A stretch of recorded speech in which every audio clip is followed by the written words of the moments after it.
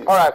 Mr. Akpede, tell me, if the President Muhammad Buhari, says he's going to specifically, or the presidency has said specifically, we're going to go after those in the cabinet of the last administration who are seen or found to be corrupt, does he make it look selective?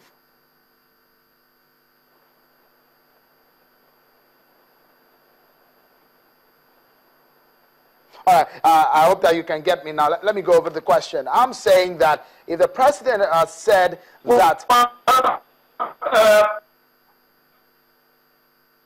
Go ahead, please.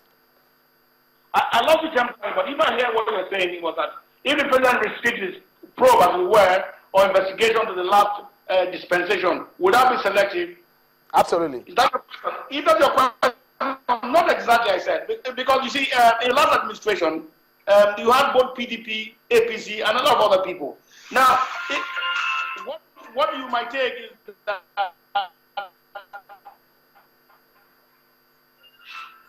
it will appear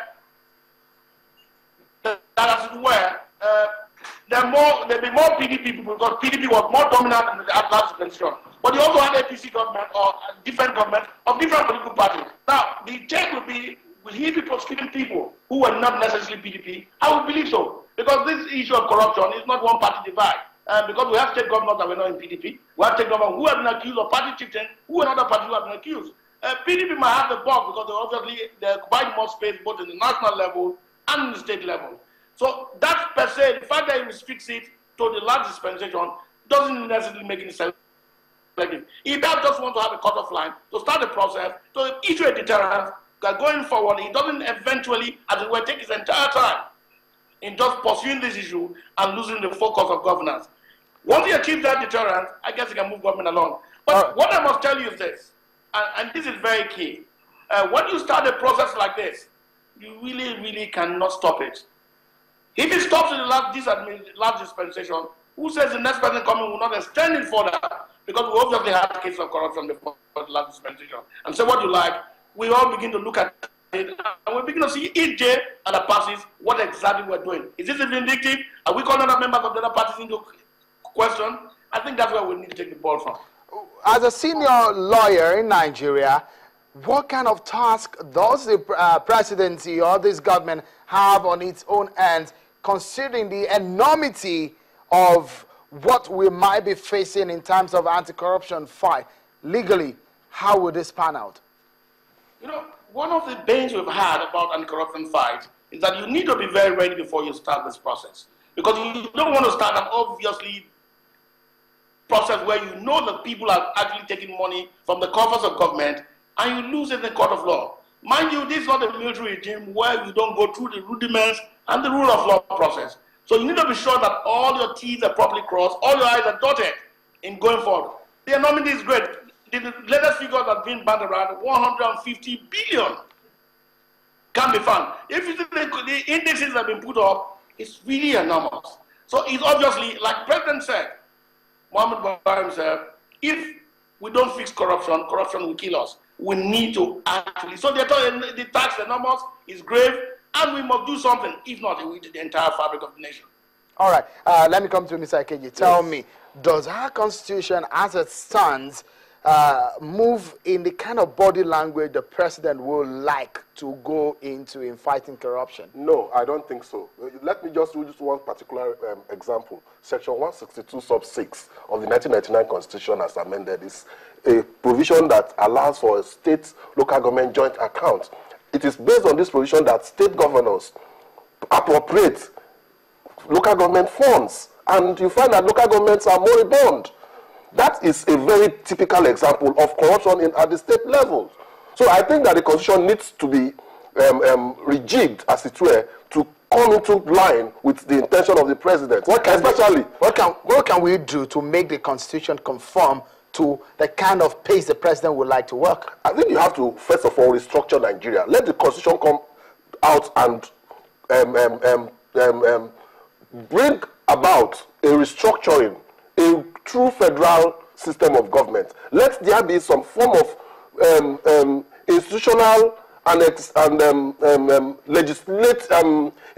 and legal legal backing to the structure of Nigeria as in the appropriate system, appropriate system that we should run. And what is the appropriate system? The appropriate system is the federal structure, recognizing our diversities. Now I want to say something, and what I want to say is that corrupt practices have institutional and personality roots. Without tackling institutional and personality roots of corruption, we are not going anywhere. All right. Thank you so much. Well, let's quickly do this in just a minute, Mr. Akpede and Mr. Ikeji. There is a presidential advisory committee against corruption, and the president has set that up. That committee is supposed to advise the president or the administration on how to fight corruption. Just in a moment, we'll show you that list. I want to get your opinions each. So on this matter, Professor Ise Sage is to lead that committee. Well, that's how you have it there. Professor Femi Odekunle, Dr. Daudu, Professor Alemika, Professor Rada, Arisat Bala Usman, Professor Wansanaye. Let me ask you, Mr. Akpede, what do you make of this list and the task given to the Ise Sage-led committee on this advisory committee against corruption? Well, if you look at the antecedents of these people of this committee, they obviously have a wonderful track record in their state of being powers, as well as what we call them saintly men. They're also very knowledgeable in terms of understanding the rudiments of what you need to bring to bear in fighting a thing like this endemic thing they call corruption. Now, one of the challenges we've had going down history lane is that you realize that the fight of against corruption sometimes doesn't necessarily achieve its goals, because say what you like, once you start a process and you don't have all your ducks in a row, what you will get is that midstream, some of these things, if not properly tweaked, you may not get the end result of what you want. And I think Mr. President, being very cautious of that, want to be properly advised, but the things who know, or who should know, or who have a track record of being powers, in advising him thoroughly how to move this process forward, in making sure that once it starts the proper process, it gets to the end result, which will be a conviction of whoever's involved in this. All right. Mr. Keji, quickly, about the advisory committee, yes, what do you feel? I think it's a futuristic committee that bears no particular reference or relevance to the real issues that are on ground. With due respect to the membership, Professor Sege is someone who mentors me. Some of the other members are also people of good integrity. But I think that we don't need an advisory committee. We don't need a committee to tackle corruption. There are certain issues already on the table. There are certain corrupt practices already on the table. Go and investigate them. And I want to say this as a point of departure from some of the discussions we are having here. The president can use his body language. Presently, people are reacting to the fact that President Buhari has integrity. He has integrity. We have seen how much of a decent and good person that he is in terms of integrity. But I am saying now that he ought to have publicly declared his assets. This is a very key point in the fight against corruption. He ought to have presently publicly declared his assets in spite of his body language. The present noise that is being made about corruption is populist. We have had all that noise since 1984, since 1985 when Babangida came in, even when Gerald Buhari came in first, thank you and so all much. those times. We have had all those noises. We need to go now. Yes. Thank you so much, Mr. Dafe Akpede, for your time, and Mr. Ikeji. Thank you so much. It's a pleasure having you guys on the program. Well, just before we go, many people said that Nigeria's problems are basically systemic. Well, and a failed system is just a pointer to an imminent collapse of a society. And just how do we hope to fix a system that has a strong failing tendency when accountability in public offices are almost zero and impunity is rampant?